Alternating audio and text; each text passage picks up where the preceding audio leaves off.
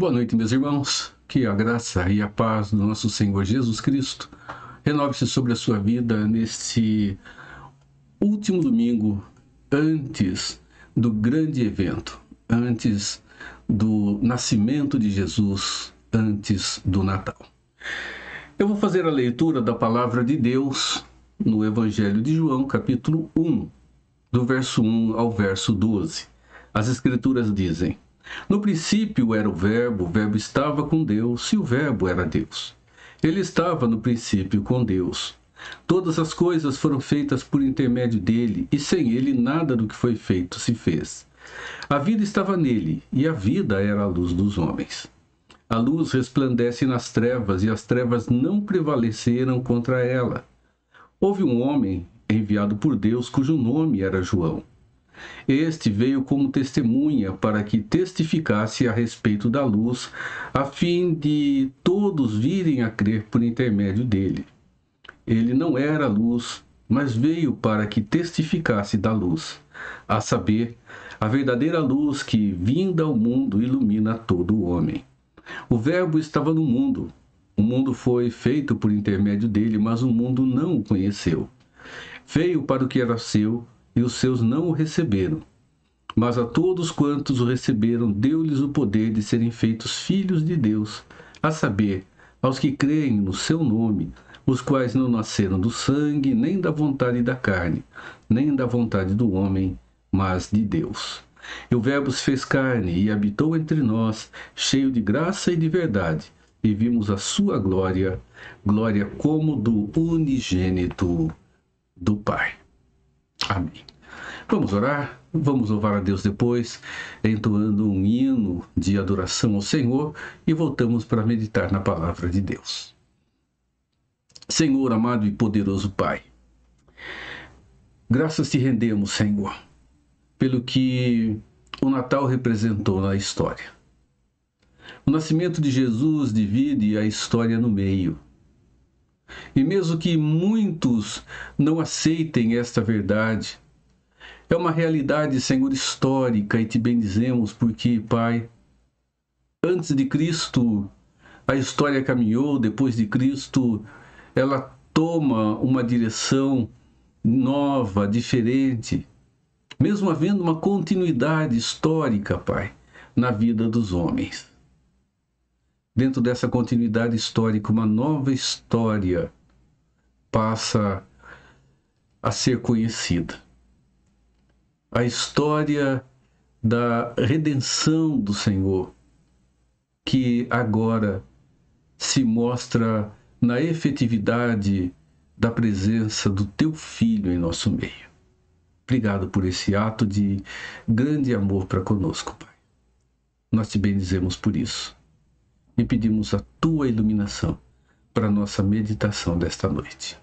Oramos em nome de Jesus. Amém, Senhor. Amém.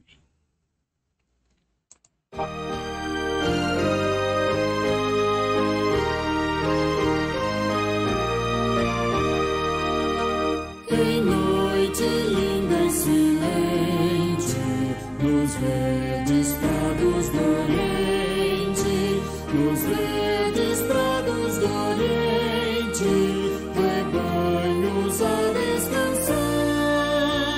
Eis que ouviram pastores um canto de mil louvores, um canto de mil louvores, a Deus os anjos entoar. Que canto angélico é esse?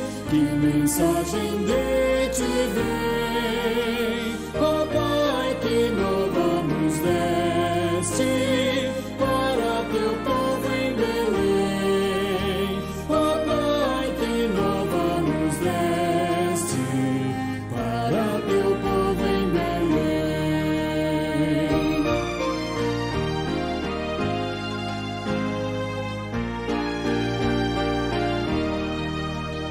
Então aqueles pastores da grande estrela aos fulgores, da grande estrela aos fulgores, ressoa a nova do céu. nasceu esta origem, da mais crente humilde virgem, da mais crente humilde virgem, a vos salvar já nasceu. Que canto angélico é este, que mensagem de te vem, ó Pai, que nova nos desce para teu povo em Belém. Ó Pai, que nova nos desce para teu povo em Belém.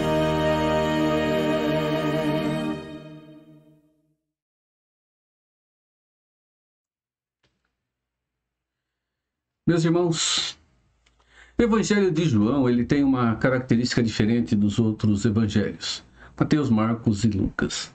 Já falamos anteriormente que a sua prioridade não é relatar a história de Jesus ou relatar Jesus historicamente, mas mostrar a verdadeira humanidade e a verdadeira divindade daquele que está entre nós, que esteve entre nós encarnado. Nós olhamos para as Escrituras e vemos que João, ele começa da mesma forma que Mateus, Marcos e Lucas, falando da vinda de Jesus. Mas veja, enquanto Mateus, Marcos e Lucas narram historicamente esse fato, dão os dados históricos da sua época, João, ele mostra que o nascimento de Jesus se cumpre em um ato acontecido na eternidade antes de nós. E o Verbo estava com Deus, o Verbo era Deus e o Verbo se fez presente conosco. E o Verbo se fez carne. A segunda pessoa da divindade, ela se faz presente conosco agora, na encarnação do Verbo, ou como Mateus, Marcos e Lucas registram, quando então, por obra do Espírito Santo, Maria encontra-se grávida, ela gesta o menino, ele nasce, e esse que nasce é um ato maravilhoso de Deus quando dá encarnação, porque Jesus ele não surge naquele momento, mas o Filho de Deus é colocado dentro do ventre de Maria de forma maravilhosa, para que ali ele se desenvolvesse. O Espírito Santo fez isso e viesse a nascer como uma criança. O Emanuel, o Deus conosco, profetizado por Isaías, agora está presente. E o Verbo, ele se faz carne e ele habita entre nós. Então, primeiro, olhamos para o verso de número 4 e vemos que a verdadeira vida, ela nunca esteve presente conosco. Ela nunca esteve em nós de maneira em que viemos originalmente, autenticamente, dentro da nossa existência obtê-la. Vida biológica, sim, Deus nos concede essa vida. Mas a verdadeira vida, aquela que foi perdida em Adão, que representou, meus irmãos, a nossa separação de Deus, irmãos, as Escrituras dizem que a vida estava nele. A reconciliação estava nele. Em Jesus está, em primeiro lugar, a vida. E a encarnação do Verbo nos revela isso. Jesus mesmo disse em João, como nos narra João: eu sou o caminho, a verdade e a vida, e ninguém vem ao Pai se não for por mim. Eu sou a vida. Irmãos, vida aqui representa o ato reconciliador entre nós e Deus, entre a humanidade e Deus, porque a morte, de fato, é o que está reinando. A morte, de fato, é o que se faz presente. A morte, meus irmãos, física, a morte espiritual, a morte eterna, é o que envolve a vida de todos os seres humanos. Olhamos para Gênesis e vemos que a morte ela é um ato judicial de Deus. Não coma, porque a partir do momento em que dela comerdes, certamente morrerás. Certamente morrerás, e a morte se instalou, porque Adão desobedientemente comeu daquela árvore. Agora, com a morte instalada, meus irmãos, a comunhão com Deus, que representa verdadeiramente vida, ela também se perde. E desta maneira, nós perdemos a relação com o Senhor. Por isso, as Escrituras nos dizem que Jesus veio para nos dar vida eterna. Uma vida que não acaba. Uma vida que não deixará de existir. Significa uma comunhão imperdível com o Deus Todo-Poderoso. Então, primeiro, a comunhão imperdível com Deus estava em Jesus e agora ela é revelada a nós. Em segundo lugar, os nossos olhos estavam obscurecidos, mesmo abertos, cegos pela escuridão do pecado. A nossa vida só enxergava uma coisa diante de si: pecar, pecar, pecar, pecar. Olhar para si mesmo, satisfazer o seu ego, o seu coração, satisfazer a si mesmo e nunca, absolutamente, ter o desejo de olhar para Deus. E João nos diz que nele estava a vida e ele era a luz dos homens. Meus irmãos, ele era a luz e João, de maneira muito própria, diz que ele era a luz. Veio para os que eram seus e os seus preferiram continuar nas trevas. Preferiram não enxergar a luz. E desta forma acontece com todos aqueles, meus irmãos, que não recebem de Deus, pela graça, uma nova condição nos seus olhos da fé. Conseguir enxergar a luz, conseguir enxergar um caminho claro diante de si, conseguir enxergar com os olhos da fé um caminho que antes não era possível. O caminho da paz, o caminho do altruísmo, o caminho da certeza, da segurança, da esperança, o caminho da eternidade com Deus. Coloca-se de lado o caminho da desesperança, o caminho da amargura, o caminho da incerteza, o caminho da insegurança.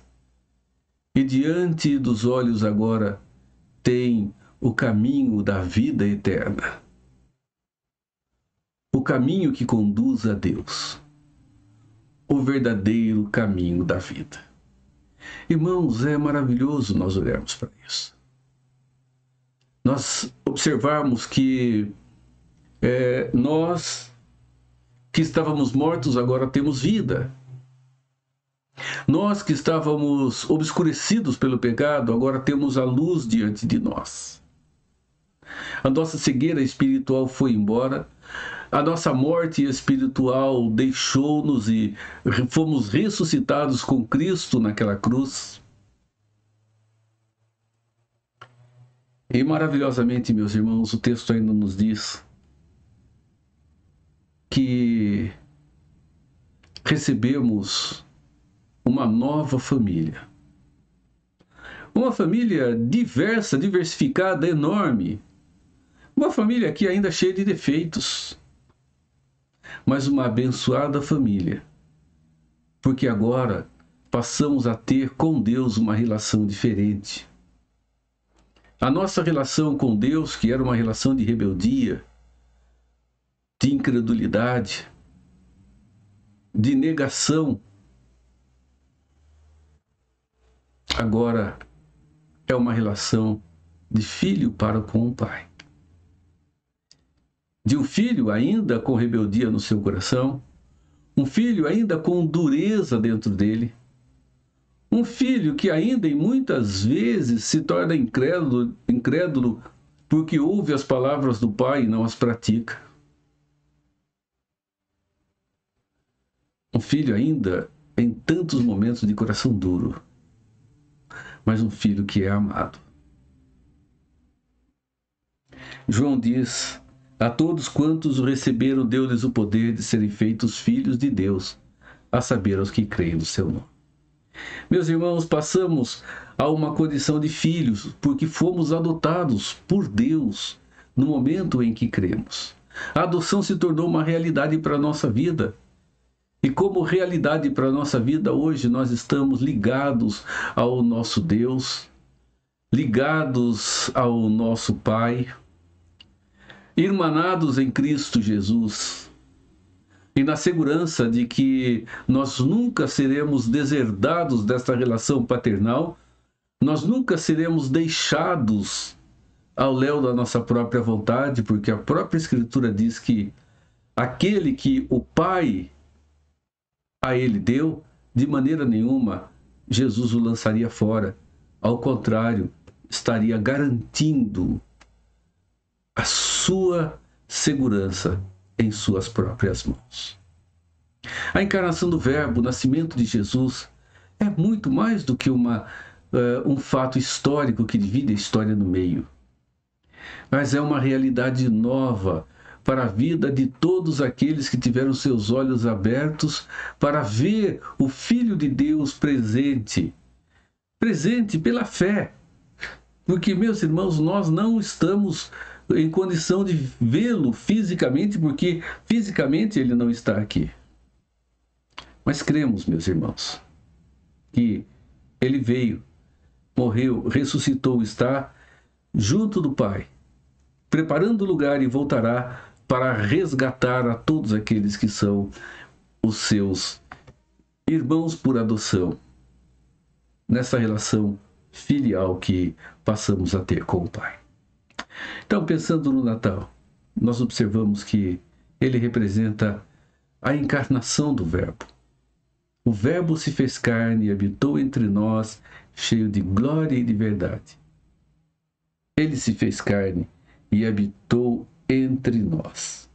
Irmãos, este que habitou entre nós, cheio de glória e de verdade, nós vimos a sua glória como a glória do unigênito do Pai. Nós somos os abençoados dentro desta rica relação. Somos abençoados por aquilo que, por nós, Jesus realizou. Meus amados irmãos, que em Cristo nós não percamos o sentido autêntico e verdadeiro do Natal.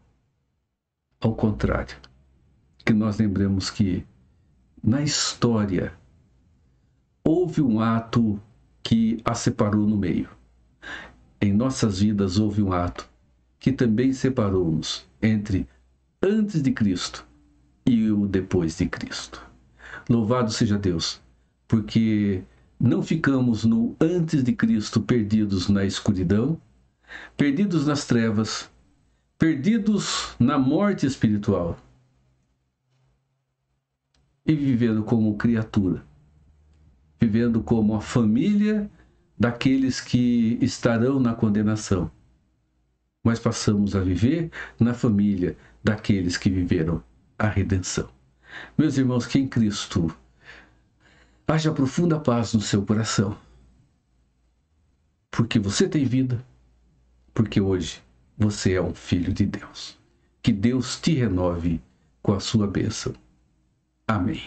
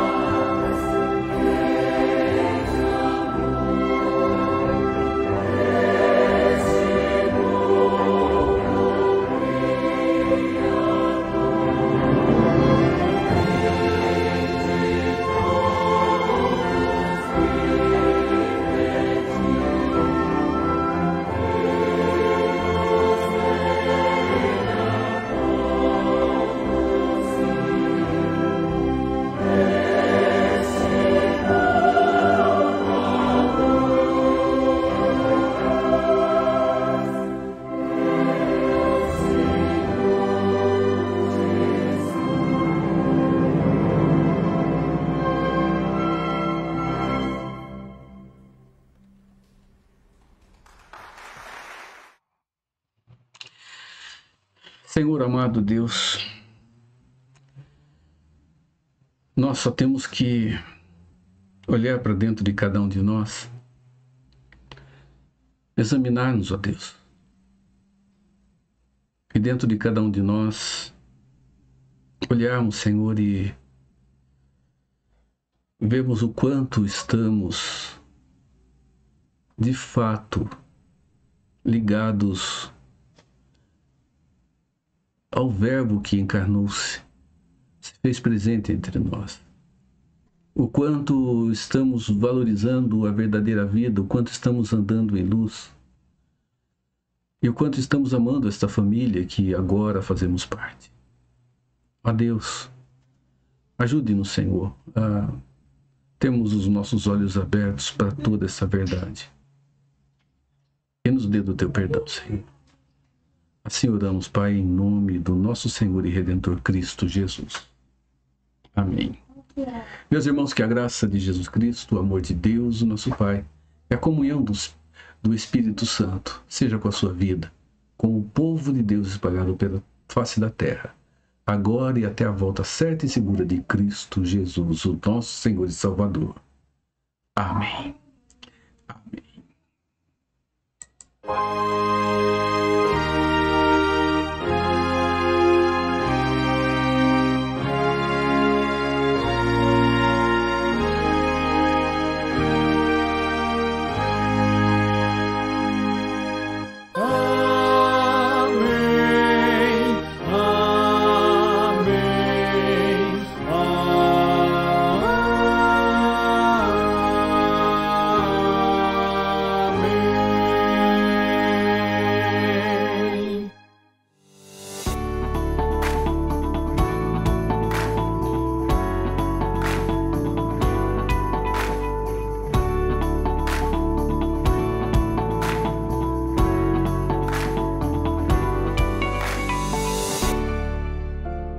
Tendo, pois, a Jesus, o Filho de Deus, como grande e sumo sacerdote que penetrou os céus, conservemos firmes a nossa confissão.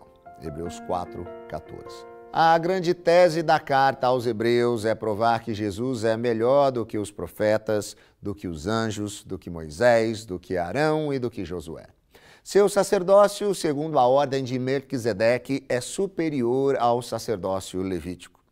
A nova aliança firmada em seu sangue é superior à velha aliança. Aqui Jesus é apresentado como grande sumo sacerdote. Ele é grande em sua pessoa e em sua obra. Se o sumo sacerdote da ordem de Arão entrava uma vez por ano no Santo dos Santos, Jesus penetrou os céus. Se os sacrifícios que eles ofereciam eram imperfeitos e precisavam se repetir, o sacrifício de Cristo oferecendo a si mesmo é perfeito, cabal e irrepetível. Jesus é o sumo sacerdote que se compadece de nossas fraquezas. Ele as conhece, pois semelhante a nós foi tentado em todas as coisas, mas jamais sucumbiu à tentação. Por meio dele temos livre acesso ao trono da graça. Nele recebemos misericórdia e achamos graça para socorro em ocasião oportuna. Jesus é o grande sumo sacerdote e a oferta perfeita. Ele morreu pelos nossos pecados e ressuscitou para a nossa justificação. Podemos, portanto, conservar firme a nossa confiança e achegarmos-nos a Ele com ousadia. Jesus é o sumo sacerdote e socorro nas horas em que as tentações de toda ordem encurralam você.